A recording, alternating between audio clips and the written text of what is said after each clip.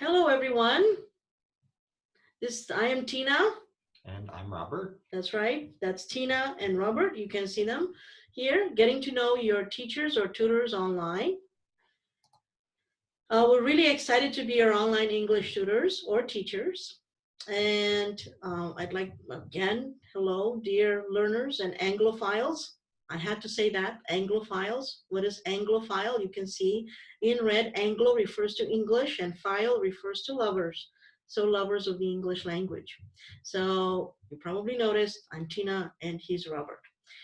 Both of us have been teaching ESL, English as a second language, EFL, English as a foreign language, and ESP, English for specific purposes, for about 9 years, give or take. Now, I don't know if you know the difference between ESL and EFL. Do you know the difference between ESL and EFL? I like his face. He's just very, very, very confused right there. No, okay. This is funny. Okay. ESL refers to English as a second language in a country where English is the second language. So you can say that in India, for example, they speak their regular language, Hindi or Punjabi or whatever language they speak, and Pali or Sanskrit. Sanskrit is very, very old. So, and then English is actually a second language in the country. But EFL, English as a foreign language, it refers to you're learning it, but it's not part of it's not a requirement in the country. You don't need to learn to speak English to live in that country. So that is why it is a foreign language, not second language. I think English is a second language, not second language. Could be a second language in Canada, or French could be a second language in Canada. What do you think? English is a second language in America, right, Robert? Probably by now. Yes, that's why it's confusing. And of course, ESP is not extrasensory perception, like with your mind, you know what I mean? But for specific purposes, this is for adults. You learn specific things like how to do something in your job. Let's say English for aviation, English for hotel, what are the English? Business English, or taking English to improve your test scores, presentation, public speaking, and so on. So I hope this is clear. Okay, well, I've taught in Canada, so I taught ESL, and I taught in South Korea and in Thailand. Where did you teach? I've taught in South Korea. Yeah, so he only taught in South Korea. Okay, so here are some of the questions you might be interested to ask us. I will start with question 1. I will be reading question 1, which is made up of 3 points here. So each one of us will be answering the questions one by one. So Robert will start, and then I will answer the same questions. So tell me about yourself. Where were you born? Where did you grow up? In how many countries and cities have you lived so far in your life? Well, I was born in Syracuse, New York. That's upstate New York. I was not born in New York City. And I grew up there my whole childhood.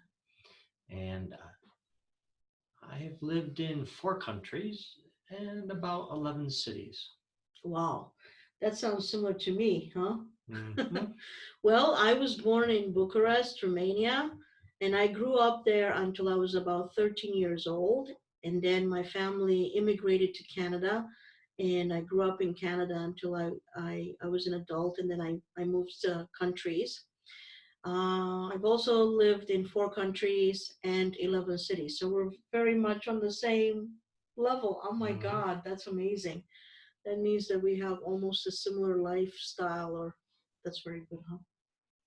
Mm-hmm. Hopefully, yes. Question number 2, it's your turn to ask. What is your education background? From what university did you graduate? What were your major and minor? And what kind of English language teaching certification do you have? Well, okay. I graduated from 2 universities. The first one was University of Alberta, and the second one was University of New England. The University of Alberta is from Canada, and the second one is from Australia. I have 2 bachelor's degrees. One is in science and the other one is in arts. In science, I studied zoology and physical sciences. In arts, I studied French language and literature and English. And I also have a master's degree. I don't have any English language teaching certification like TESOL or anything, but I finished a master's in applied linguistics from the University of New England from Australia. What about you? Well, I got my undergraduate degree from SUNY Buffalo in Buffalo, New York, America. And my major was psychology and my minor was sociology. And I have a CELTA certificate, which is a certificate for English teaching of adults from Cambridge University. So you took that one from? I took it in Seoul, Korea at Yonsei University. Okay. I'm going to do question 3. What kind of teaching and tutoring experience do you have? What kind of EFL and ESP courses have you taught during your teaching career? And what are your favorite courses? I started off teaching at ELS Chungno, and I was there for 5 years. I taught all 9 levels of conversation. I taught writing, reading, TOEIC, TOEFL. Then I went to Daejeon University for about 2 years. I taught business English there, which is EFL. And then I taught my other classes. Then I spent 7 years maybe at Hanyang University, where, louder. Okay. Oh, and what are your favorite courses? My favorite courses? Yeah. I enjoy teaching many of them. I think business English, you like business English a lot, right? Or you used to like business English. These days you might be interested in.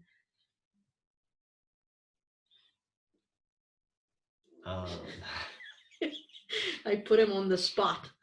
Okay, I put him on the spot. What does that mean? I guess he wasn't prepared for that question, but that's okay. He loves to teach all of them. More or less. Okay. Okay, in my case, I was a private tutor, self-employed for 2 years in Canada after I graduated from my bachelor's degree, my second bachelor's degree. And then I moved to Korea. I lived in 3 cities in Korea, and I taught for 3 years. I taught at different private language schools, and then I moved to teach at technical college. I taught business English for 1 year, and I even taught kindergarten at a kindergarten school. So you can imagine I taught EFL courses, reading, writing, speaking, listening to all ages, pretty much from 3 years old to adults who are very old. I don't know, older than us. And then I started teaching at Hanyang University, and I think in the beginning of the 21st century. When was that? 2002 or 3? I don't remember.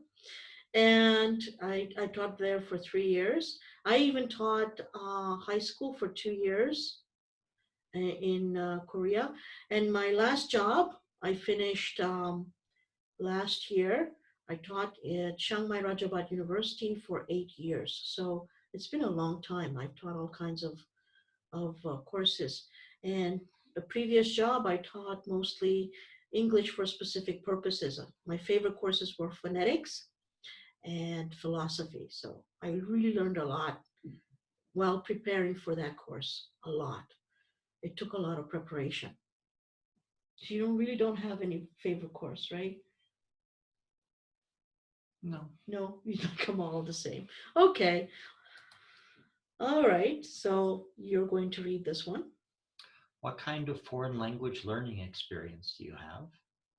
And how has this language learning experience helped you in your language teaching? I'll answer that question first.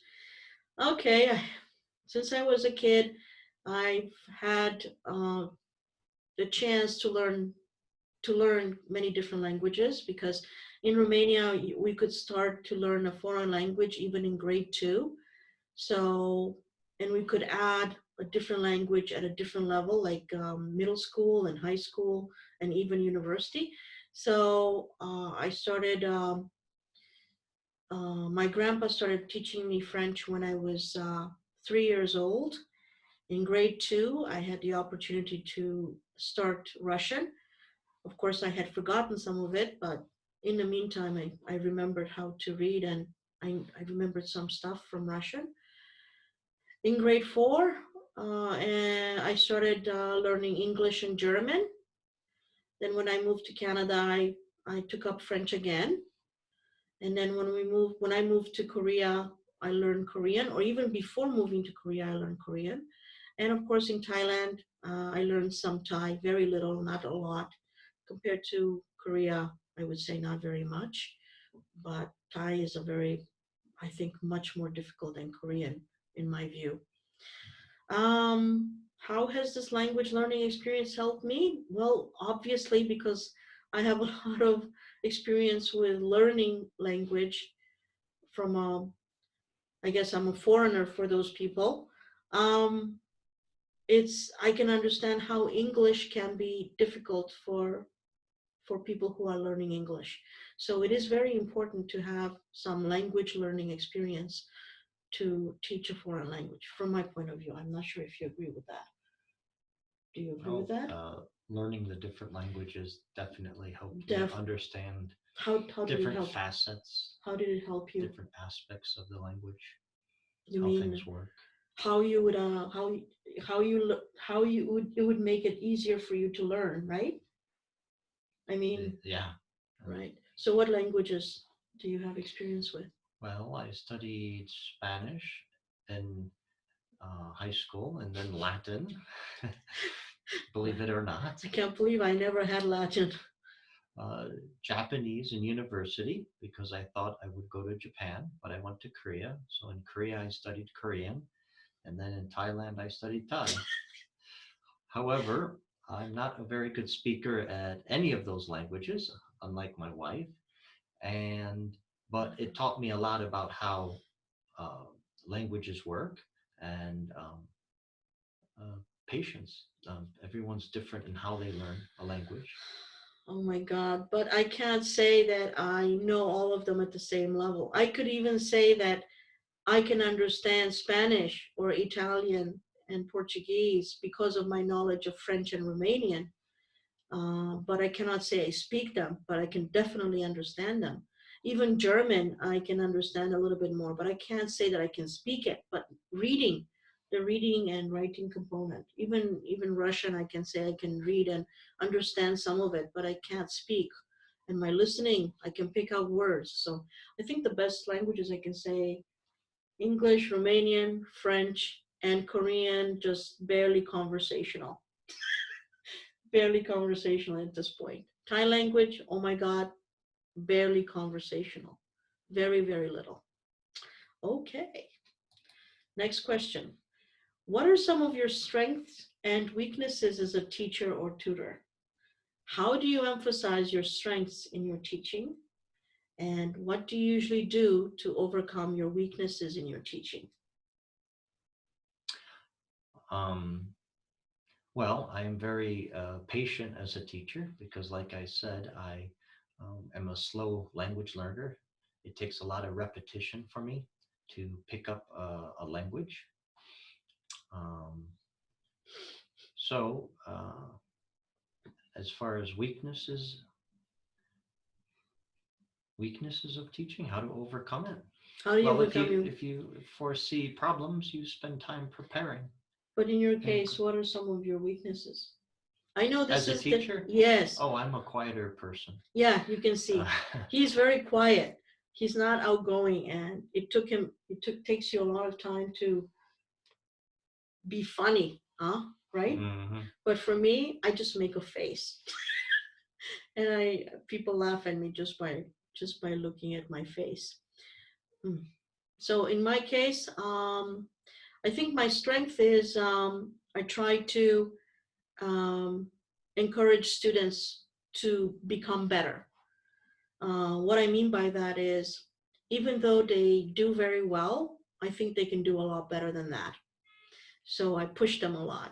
That's what I think my strength is. What do you think? Do you think that's? Sure. I think that's really important. I'm not happy just with average. For example, someone might pronounce this just average, the sentence just average. I would say, no, you can do a lot better than that. So try to do it better. Or try to correct yourself when you realize the mistakes you're making. Always put a lot more emphasis on that. So that's my strength, I think, my biggest strength. My weakness, just the opposite of Robert. I'm not so patient. I expect too much sometimes from students. But once students get to know me a little better, they know that I am not as threatening or as, how would you call it? When they see me, they say, oh my God, she's such a hard teacher. But once they get to know me, they know that I am not as hard as I look. Sometimes I look so, okay. And he looks like he's so peaceful and quiet, but you can have your, look at his face. Okay, that's it. Next question is yours to read. What are some of your interests outside of your teaching profession? And how do these interests help you in your teaching or tutoring? Well, I have many interests. I'm interested in ancient history. I'm interested in what would I call it? Alternative medicine or medicine in general. Also, natural healing. I didn't mention that I have a science bachelor's of science. Did I mention that? I think I did. So I'm interested in science. I'm interested in literature, reading. Oh, my goodness, I used to be interested in writing poetry, but now I'm not so good at writing poetry. But reading, I love reading. So how can they help me in my teaching or tutoring? Because I'm interested in many different things. For example, not just one area. If I find an interesting article, I try to look at it from a different point of view. So when I teach, I can bring that information from my interests inside the teaching, inside the tutoring. And if students can tell you about the philosophy course that I taught, they will definitely tell you, oh my God, she brings a lot of information from outside sources to class. And what about you? I'm very interested in herbs and healthy lifestyle and detoxing. Yeah, me too. Because I'm with him. Mm-hmm. He's the one pushing me. Mm-hmm. That's right. Mm-hmm. Also very interested in ancient history in general, but I love to go visit megalithic ruins. And I'm a news junkie, so I'm interested in all kinds of topics. I've read all kinds of stuff. He always keeps me up with what's going on, the latest in news, world news, and I keep him informed on domestic news because I know Romanian. He doesn't know Romanian, so probably you will have to learn. Yes, right? Okay. All right, so let's continue. Oh, in our spare time, we love to go for walks in a neighboring park with our two cats, Grandma Turtle and Grandson Red. Oh my God, we love those guys. They're so cute. We enjoy bike riding in our small city. That's right. Hopefully soon.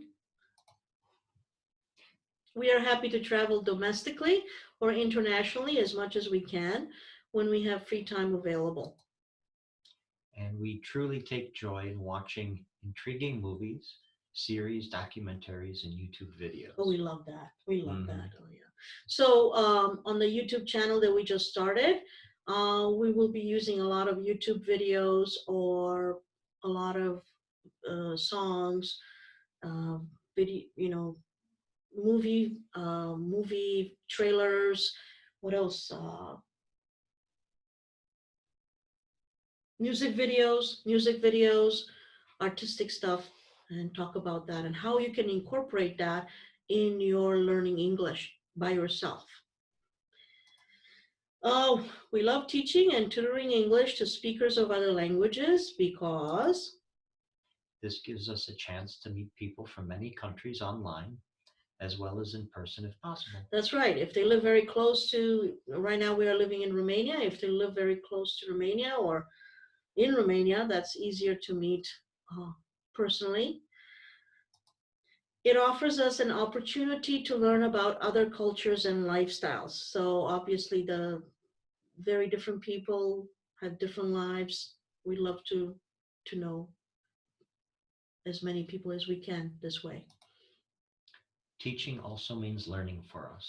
Preparing for lessons means learning something new every single time. That's right. My experience, I never took philosophy in university, and my goodness, I was so excited about preparing a philosophy course for my for the university I worked at, and it was amazing. I learned so much while preparing.